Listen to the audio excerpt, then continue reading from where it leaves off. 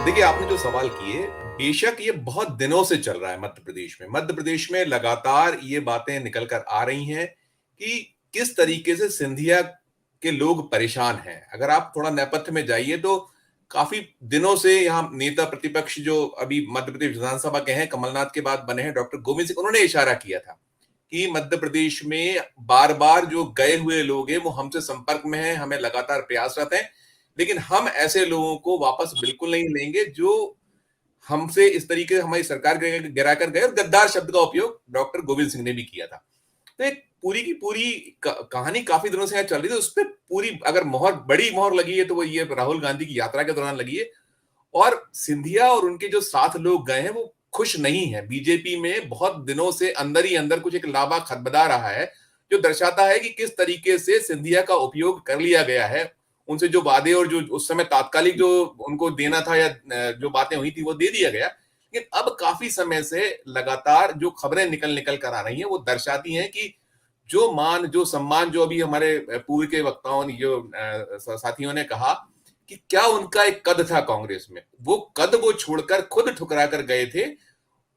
वो बीजेपी ने उपयोग किया और सरकार बना ली। लेकिन अब बार बार कहीं ना कहीं ये निकल कर आता है कि सिंधिया को वो मान वो सम्मान उन्होंने जो जो वादे थे उस तरीके से नहीं किया गया है।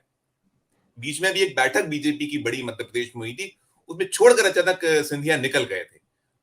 खबर बाद में ये आई थी कि नहीं, उनको कोविड पॉजिटिव आ गया इसलिए वो निकल कर चले गए। लेकिन खबरें ये थी कि कहीं उनको जो ग्वालियर में जो वो चाहते हैं या और ग्वालियर चंबल संभाग में जिस तरीके की वो पॉलिटिक्स चाहते हैं उसमें तवज्जो नहीं मिल पा रही है।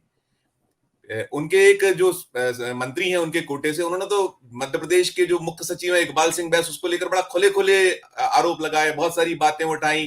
फिर अभी जब उनको ये अभी 30 नवंबर को उनका कार्यकाल पूरा हो रहा था, वो सेवानिवृत्त होने वाले थे, तो उसके ठीक पहले उनसे जो तकलीफें थी एक शुरुआत की गई थी और लग रहा था कि इकबाल सिंह बैस को मुख्यमंत्री चाहते थे कि उनको सेवा वृद्धि मिल जाए।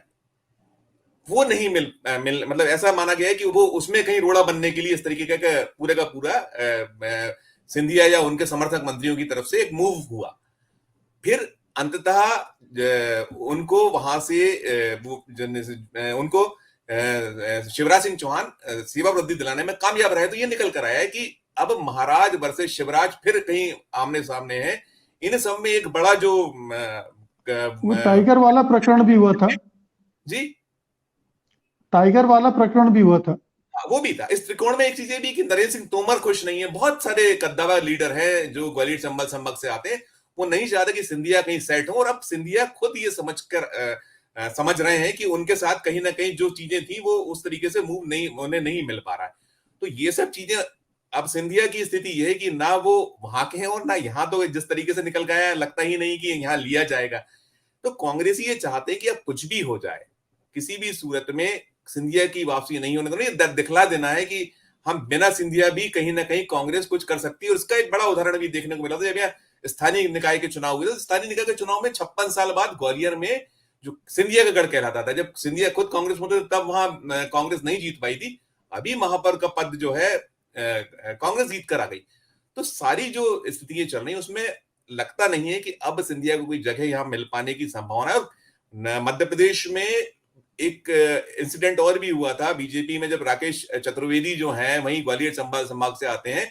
जमुना देवी के दौर में बल्कि अजय सिंह राहुल उस वक्त नेता प्रतिपक्ष होते थे और एक अविश्वास प्रस्ताव लाया गया था सरकार के खिलाफ, शिवराज के खिलाफ। उस समय उनको तोड़ा गया था, उन्होंने अपना आश्रय देखा। मतलब बहुत सारे ऐसे लोग हैं। अगर आप बात माधवराव सिंधिया करें तो उनके जो बाल सखा होते थे, उनके साथ में एक वो छोड़कर आए थे बालेंद्र शुक्ला, उनके साथ में बड़ा बीजेपी का जो बर्ताव रहा अंता वो कहीं के नहीं है। आज वो राजनीति के जो ध्रुव होते थे सिंधिया के दौर में गायब है। तो ओवरऑल बीजेपी जो करती है वो अब कहीं सिंधिया और उनके लोगों के साथ होता नजर आ रहा है। उसके साथ साथ मध्य प्रदेश में लंबी फहरिस्त है जो देख रही है कि जो सिंधिया के साथ लोग हैं जिनके खिलाफ बीजेपी लड़ती रही पूरे लंबे अरसे तक, उनके भविष्य का क्या होना है। तो ये सारी चीजें अभी एक चीज और भी होनी है मध्य प्रदेश में। जो मंत्रिमंडल के विस्तार की चर्चा है, शिवराज सिंह चौहान और जो बीजेपी की तरफ से बार बार ये कहा जा रहा है कि जो कमजोर कड़ी हैं, जो कैबिनेट में जो ठीक काम नहीं कर रहे हैं, उनको कहीं ड्रॉप करने की बातें। तो कुल मिलाकर छटपटाहट घबराहट सिंधिया खेमे में है, उनके मंत्रियों में, और इस सब के चलते कहीं ना कहीं कोशिशें ऐसी हो रही, उनकी तरफ से होनी थी। अब सिंधिया का नाम है, सिंधिया आएंगे नहीं आएंगे, उनकी तरफ से क्या हुआ, ये तो अभी खुलकर सामने नहीं है, लेकिन कांग्रेस ने बतला दिया, दर्शा दिया कि अब सिंधिया को बर्दाश्त नहीं किया जाएगा। ओके जी।